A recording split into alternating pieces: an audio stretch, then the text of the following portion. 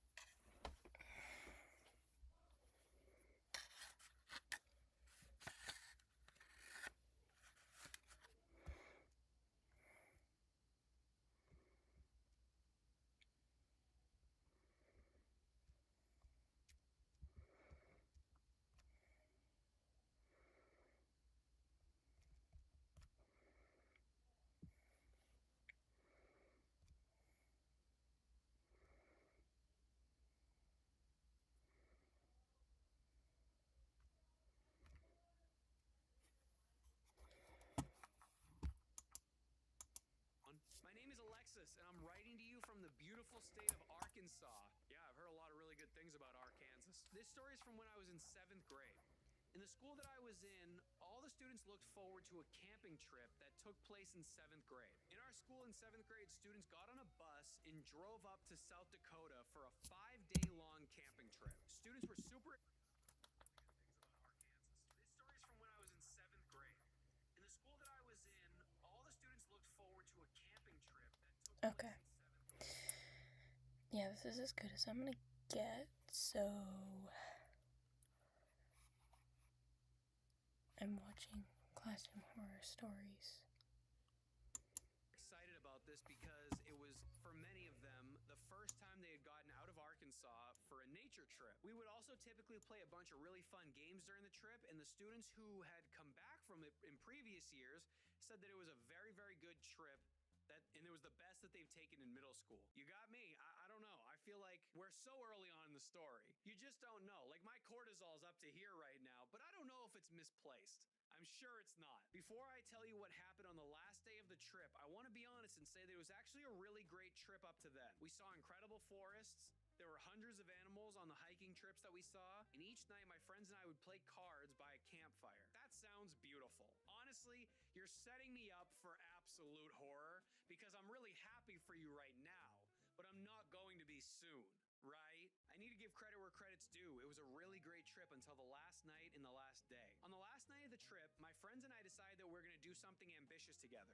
As you can imagine, for the first 3 nights, we were in our tents, sleeping in a sleeping bag individually. There was a common challenge that students had on this trip where on the last night, you don't sleep in your tent, but you just take a sleeping bag and sleep on the ground exposed to the wild. My friends and I decided that since we had enjoyed this trip so much and didn't realize what could go wrong, we decided that we were going to try sleeping outside of our tent on the last night. You all are psychotic, and you know that, right? You know that that's a crazy thing to do. You're not on Survivor. You're not Bear Grylls, okay? You're seventh graders in South Dakota. Stop doing this. This is not Survivor, man, okay? Jesus Christ. What is it with the challenges? Okay. When I woke up on the last morning of our trip after sleeping outside of my tent, I had a very bad pain on the right side of my head. Did your earring get infected? All you have to do is hit it with a dodgeball. Callback. It just felt like a headache, and I assumed that I had slept weird. As we closed out our campsite and got back on the bus to go back to Arkansas, my headache got much, much worse. When we got home, I told my mom, and she brought me to an urgent care where they inspected my head.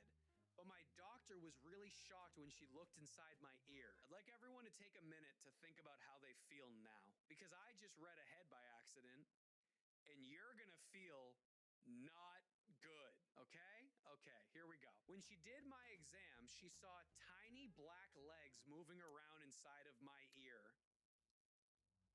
Are we done? Are we done? Are you done with this series yet? We can be done here. I started to panic, and she got her tweezers to take out whatever was in my ear. This doctor pulled a Western black widow out of my ear canal. In case you don't know what that is, Western black widows are an incredibly venomous spider that had crawled into my ear while I was asleep at night and stayed there for 12 hours. I didn't want to look at what this was, but now I kind of have to.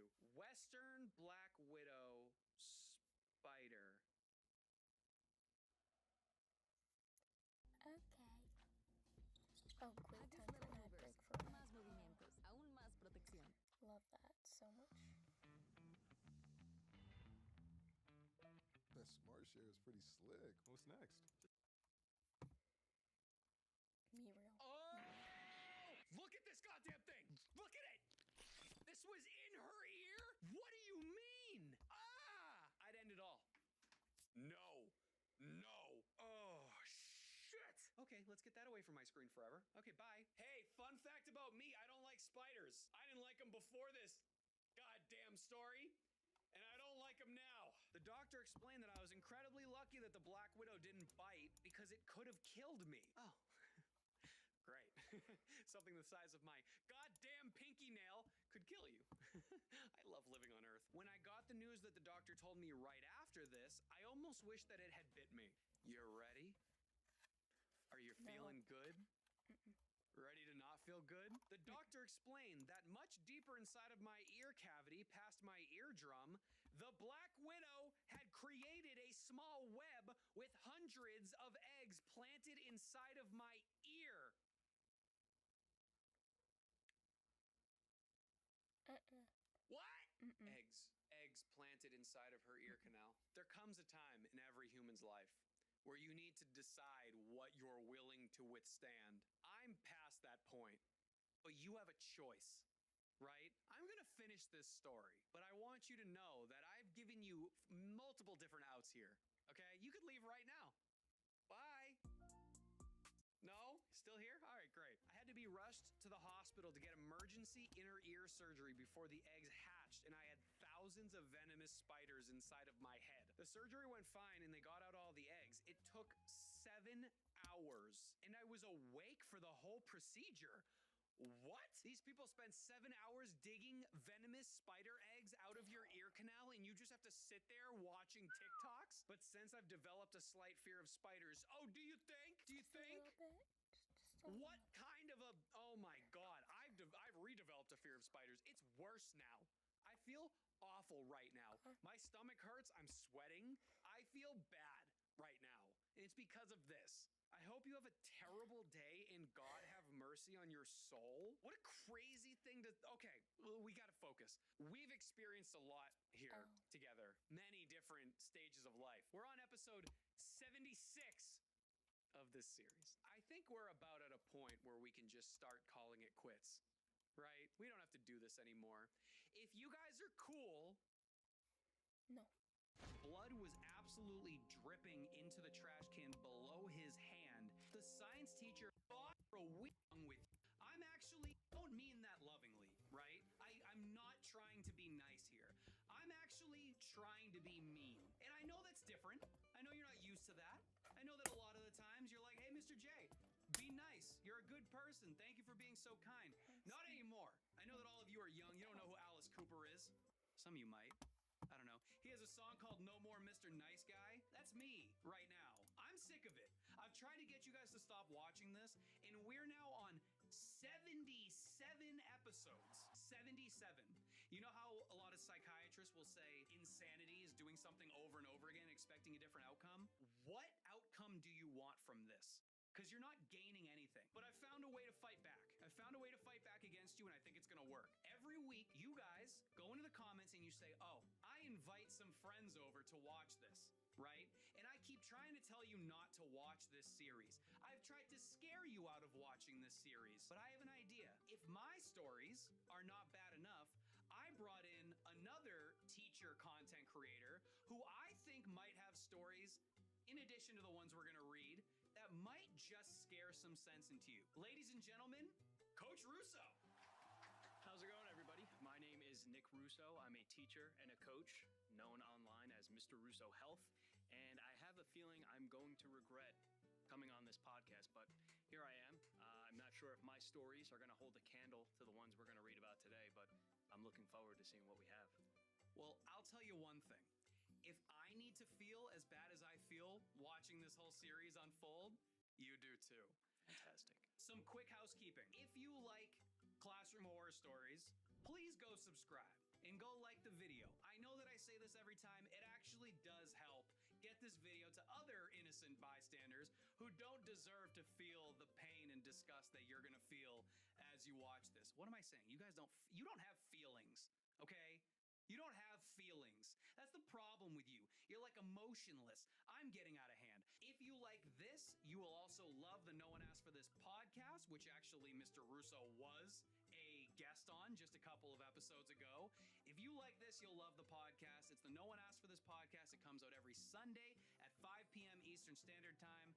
Don't miss that one. How was your experience on the podcast? Phenomenal experience. Good. That's what I want to hear. Short, sweet, straight to the point. No details whatsoever, and that's exactly what you goddamn deserve. Last but not least, the merch. My merch you guys are being weird with the merch. I have a cup that says, you'd actually love the merch. I'll try to get you one of the mugs. It says, don't talk to me until you can read the bottom of this mug. And then on the bottom, it says, all right, you're good. They're like taking this to a whole new level.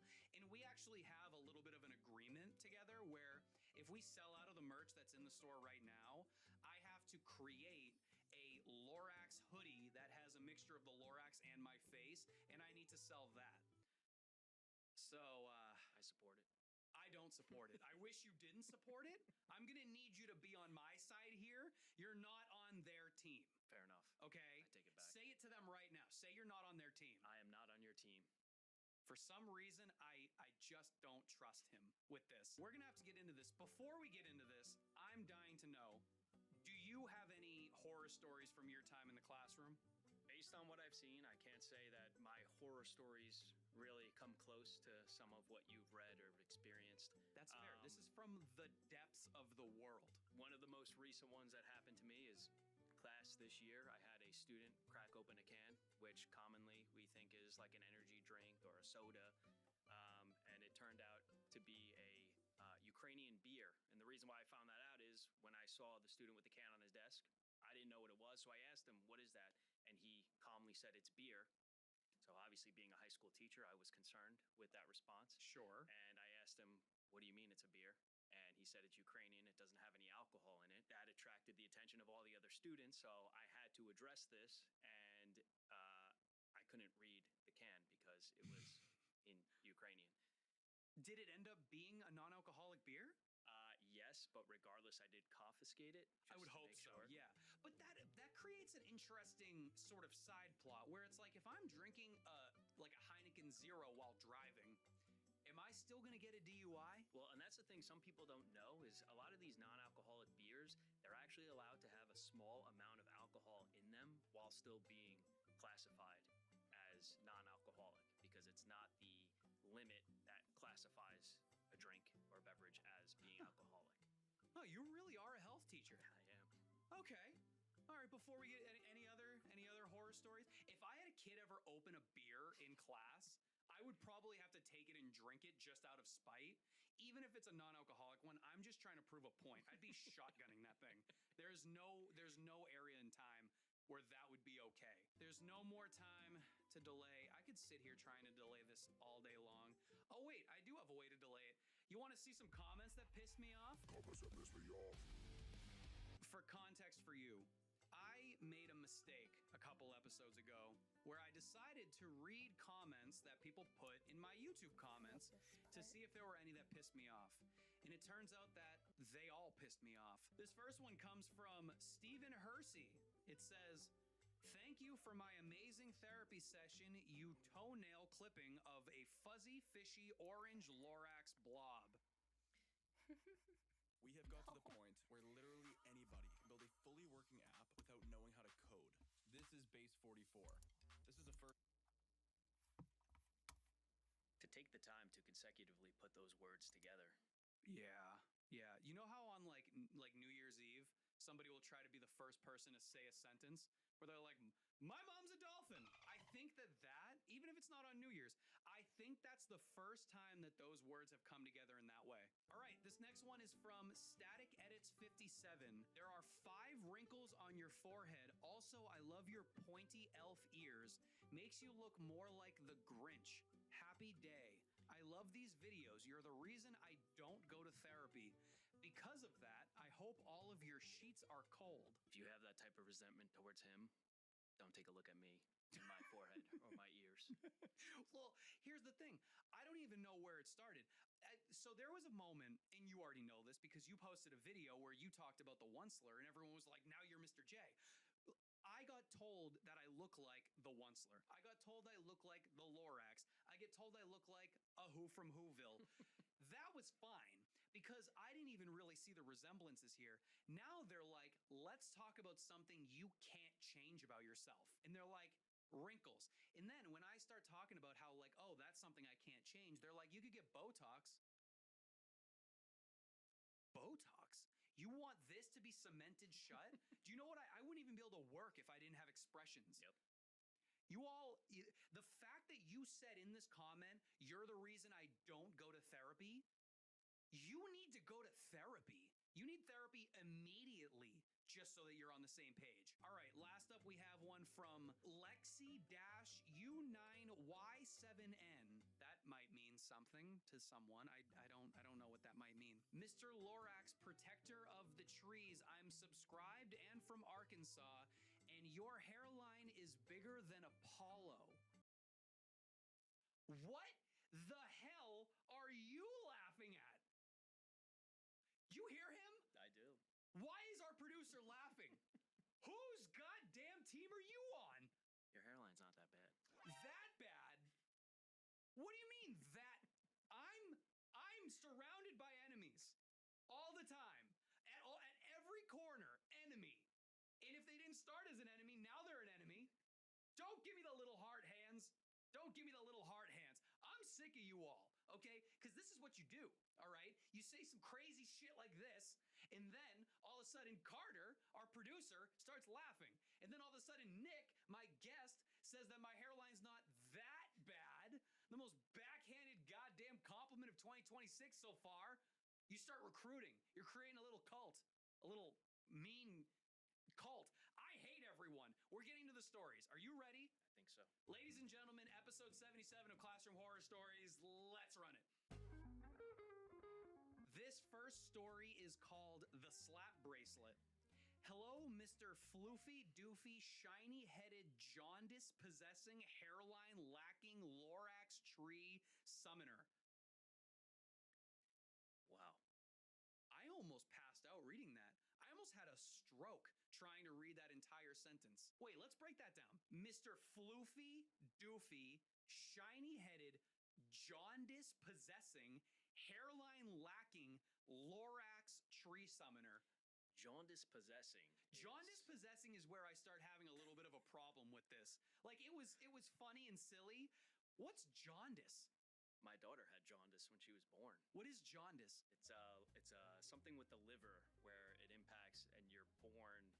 You need more sunlight to help regulate the enzymes in your liver. And Oh, good, good. That's awesome.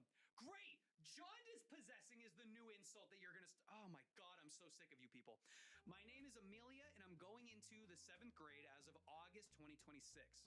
I'm from North Carolina. I know, no global dance. See, I warned you. They're going to try to send it from around the world. This is a story I vividly remember from 5th grade. I really enjoy watching your videos, and I've never missed an episode. This person has mental health disorders. Yikes. I've never missed an episode of Classroom Horror Stories since I discovered it a year ago. You see? I told you, if you build it, they will come. If you give them trauma, you guys are going to eat it with a fork and knife. Okay? That's what happens here. Jesus Christ. Just so that you know, this is who we're dealing with. So when you're like, wow, these people are crazy, it's because this is who we're dealing with. it's commitment to the craziness. Don't hype them up. I'm not. Oh my God. Okay. So about 3/4 of the way through the 5th grade, we took a test and got prizes if we did good. This was a common thing, mostly in math and science. In the prize box, there were many different prizes. One of those prizes happened to be a few snap bracelets. One of the kids in my switch class did a good job on his test and was allowed to get a prize, which was highly uncommon for him. I like how this kid just caught a stray for no reason whatsoever. He decided to get a slap bracelet. I was in Miss G's class when he chose the prize in Miss Miss J's class. Ooh, I got a wife. This is exciting. So it's a switch class. You switch between Miss G and Miss J. Gotcha. Got it.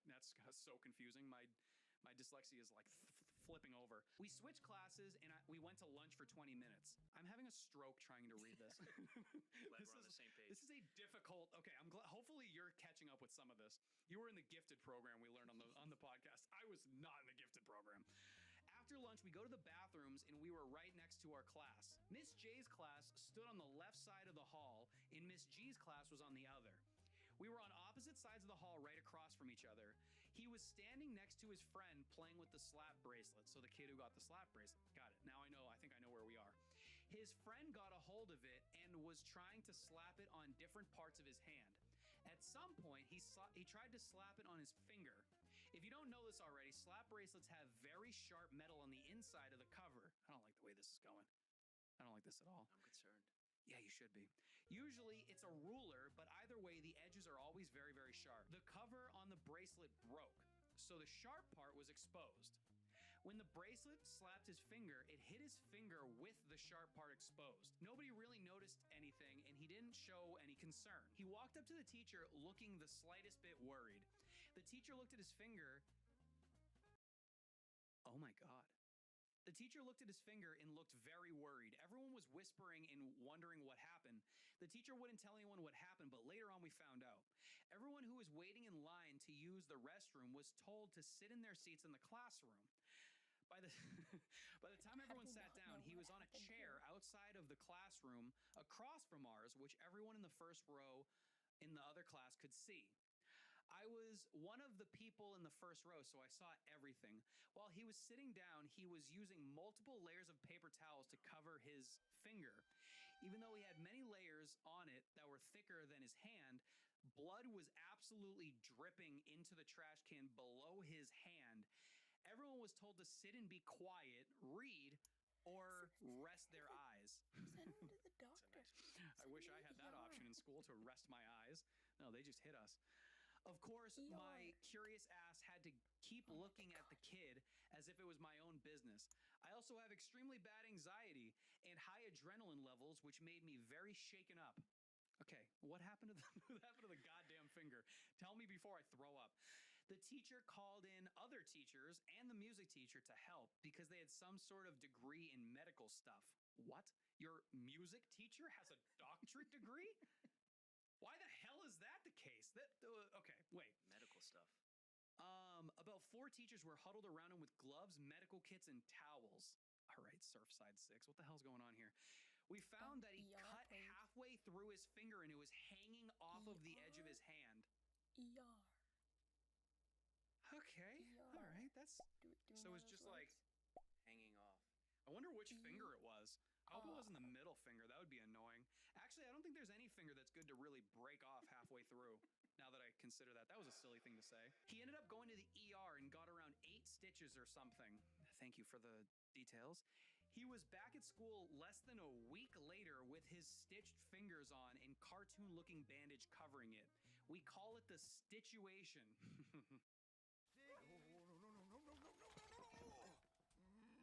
got me again, you beastie. Oh, well, I'll be.